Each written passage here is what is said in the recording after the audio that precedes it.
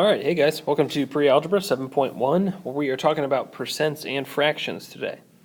All right, so it would do us well to remember that percent means per 100, okay? So what percent do you think is displayed here?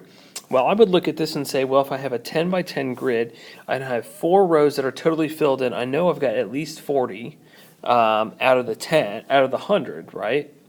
So 40 out of 100 would, of course, be 40 per 100, which would be 40%, but we've also got these extra little 2 right there. And again, that's 2 out of 100, so I'm going to add to that 2%. And so I would call that 42%, so per 100. All right, so why don't you take a second? I want you to work on these two. Write the percent as a fraction or the fraction as a percent, and we'll see how you do. All right, so we know that percent means per 100. So if I'm going to make 2/5 into a percent, I need to make it per 100, okay? Well, per 100, that means it's going to be a ratio, okay, or a rate. So I want my 5 to become 100. So the question is, what do I do to 5 to make it 100? Well, of course, I multiply by 20, but if I do something to the bottom, I have to do it to the top, times 20, and then 2 times 20 would be 40 out of 100, or, which would then translate to, well, if it's out of 100, it's 40%. So there you go. And now we're given a percent, we need to write it as a fraction. Well, we know that percent means per 100, so 46% means 46 out of 100. Now, this is a fraction, so in a sense I'm done, but we always simplify our fractions, so I'm going to start by dividing by 2 and just see what happens. So that's going to be 23 over 50. Well, 23 is a prime number. I can't divide it into 50, so now I'm done. All right, so next I want you to write the decimal as a percent, or the that should say percent as a decimal. Pause the video and play it when you're done. All right, so we're given a decimal. Let's write him as a percent.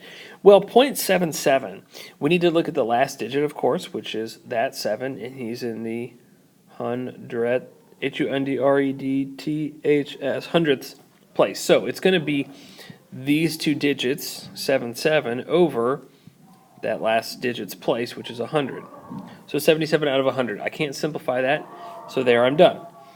Over here on number 4, we have 224%. That's kind of weird. It like double wrote it. 224%. Sorry about that. All right, 224%. Well, we know percent means per 100, so I need to make this 224 out of 100. All right, but I need to make it as a decimal. So how am I going to take a percent, make it a fraction, and then a decimal?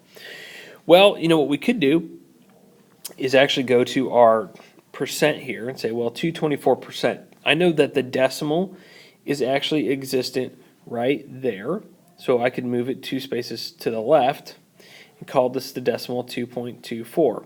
Or I could do this and say, okay, well, 224 out of 100. I know 100 can go in there 2 whole times, which would be 200, with 24 out of 100 left over. And now that I have a whole number, I know that's going to be 2 point, and then whatever this fraction is here is going to be my decimal. Well, 24 out of 100, that's going to mean the decimal 0.24. So either way you want to do it, you get the same answer. All right, 9.2. Need to write that as a percent. Well, percent means per 100, right? So I need to write 9.2, well, as what? Do I just, over 100? Is that what I do there?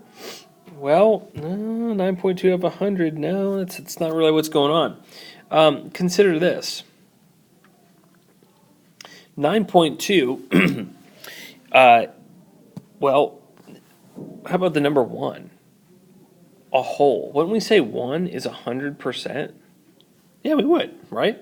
And just like 0.5 is 50%, so double that would be 100%. So 9.2, I already know that my 9 means that I'm going to have 900%.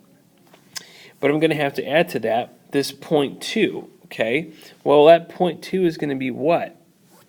Is that an additional 200%? Or, what do you think that is?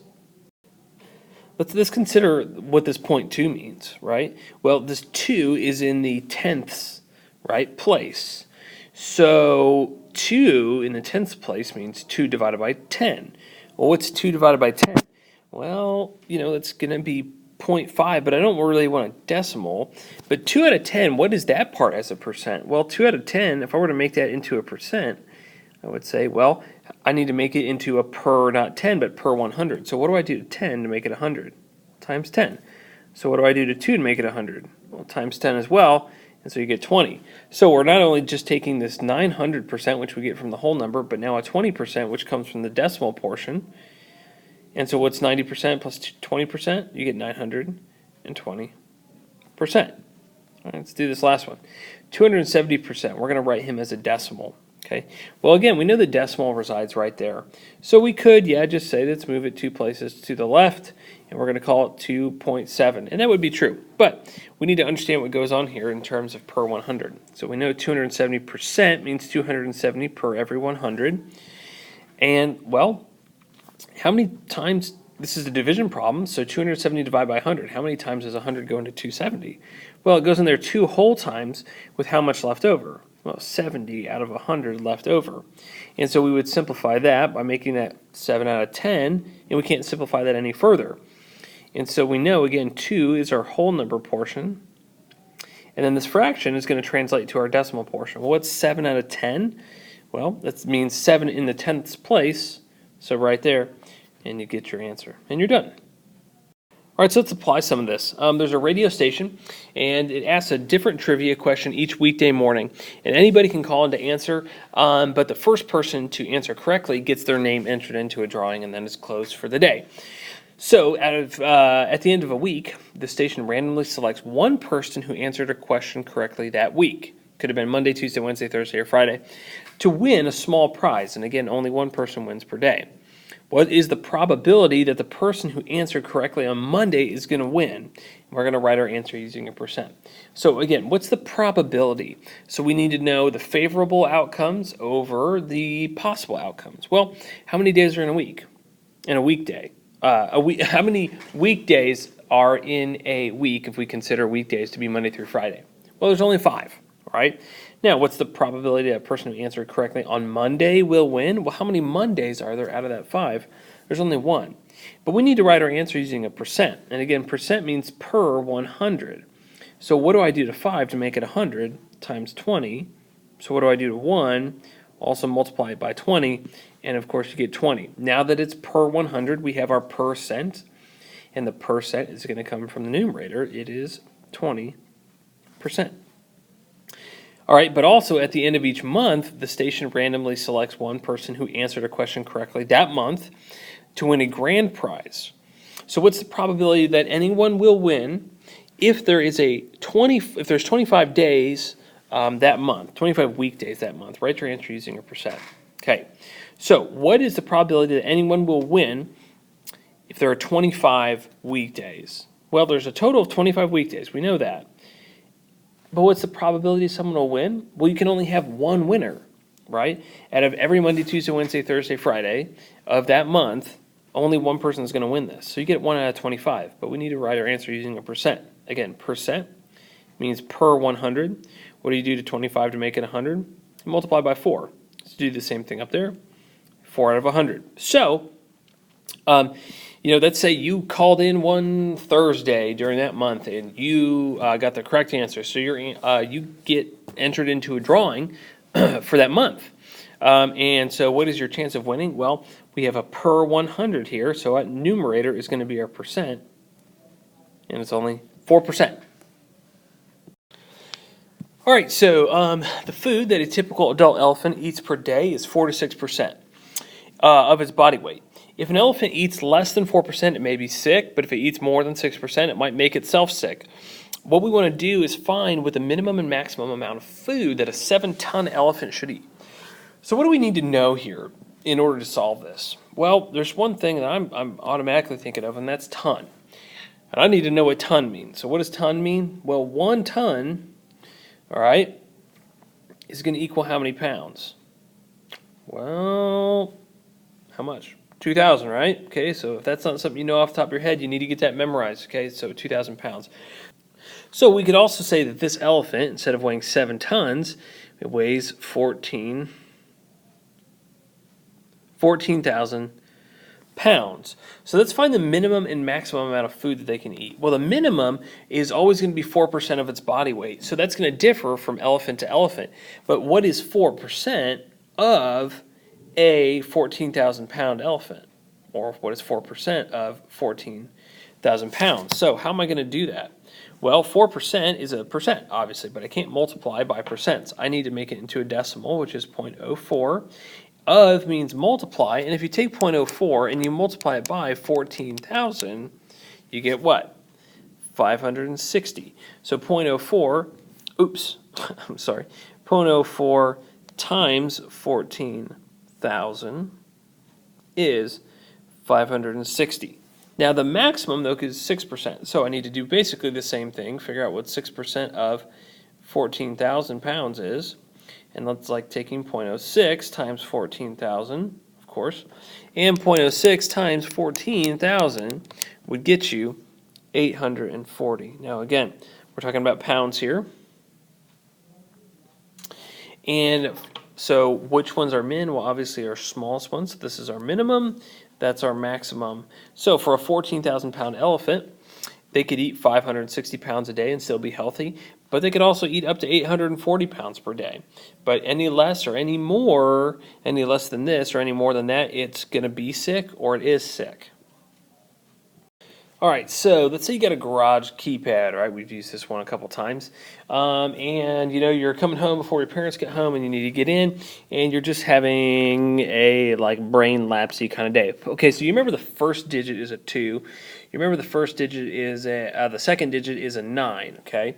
But let's say you don't remember the second 2, okay? Now you know that the next to last digit, okay, is either a 7 or a 2. All right, and the last digit, you know it's odd. Well, so you know it's an even number. And again, you can pick from 0 through 9, and you can repeat. So what we want to know is what's the probability that you're going to get this right, okay? So how are we going to do that? Well, let's take it one number at a time. What's the probability that you're going to get this one correct? Well, if you know it's 2, then, well, guess what? Your probability is 100%, or it's the number, could say it's 100%, or it's 1. Now, what about 9? Well, again, you know that button right there. You remember that's 9. The second digit is 9. So you have a 100% chance of getting that right, or we could use the number 1, right? 1 and 100% mean the same thing. Now, a 7 or a 2. So let's talk about that. 7 or 2.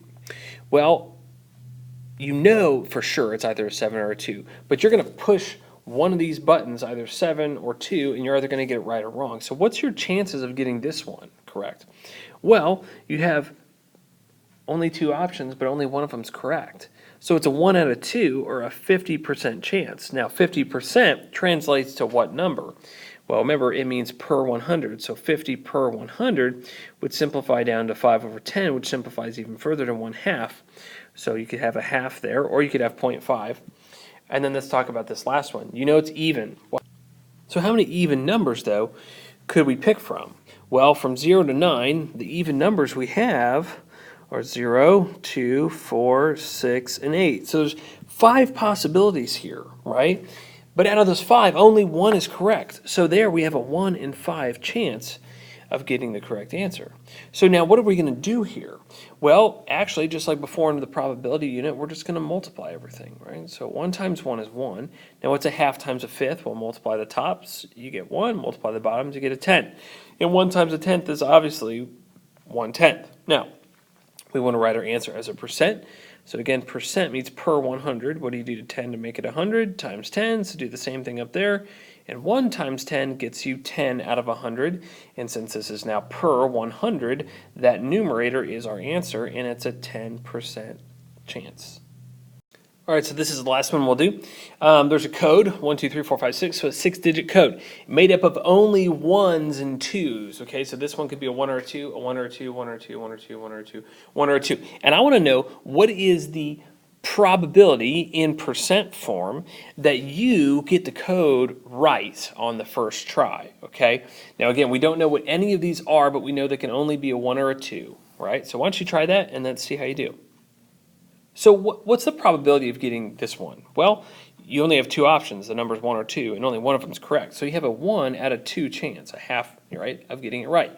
Well, all these other ones are exactly the same. You have the same probability on each of them of getting that button correct, but the thing is, you got to get them all correct in the right order to obviously, like, have the code correct and open whatever you're trying to open. So let's see. Well, what did we do last time? Well, we multiplied them all. We're going to do the same thing again. So now we have 1 times 1 times 1 times 1 times 1 times 1 on the top, and that's a 1. And they have 2 times 2 times 2 times 2 times 2 times 2. Well, that is like saying 2 to the power of 6. And if you do 2 to the power of 6, you get 1 out of 64. So now the question is, well, how do you write that as a percent? Well, we know 64, well, we got to make it percent, so it's got to be per 100. But the question is, what do you multiply by to get 64 to be 100? Well, boy, you know what? I don't know that off the top of my head. So when we don't know that, what we can do is this. We can actually take the number 1 and divide it by 64 as the fraction suggests we need to do. So if you take 1 divided by 64, we can't divide 64 into 1, so I do a decimal and a 0. I can't put 64 into 10, so I put a 0 there. Add another 0. Can I put 64 into 100? Yes, I can one time. And if you subtract, you get 36. I'm going to add a 0 and bring that down. Now, can I put 64 into 360? Yeah, it'll go 5 times. And 64 times 5 ends up getting you 320. And if you subtract, you get a 40. Okay? So, we could obviously keep on going. And if you did, what you would find is that 1 divided by 64 will eventually give you 0.01565, and yes, we could use our calculator. But how do we turn this into an answer? Because we need a percent. Well, remember, if the decimal is right here, I just need to move it 2 places to the right. Okay, and so he's between the 1 and the 5. And so you have technically a 1.5625% chance of getting this code correct on the first time if you don't know any of the digits, and they all could be between 1 and 2. So I mean, yeah, each one you only have 2 options here on each of these, but if you combine 6 of them, look at your chance of getting it right. It's still only like barely even 2%. It's not even 2%. So there you go. All right, guys, that's all I got for you. Thanks for sticking with it. Look forward to seeing you in class.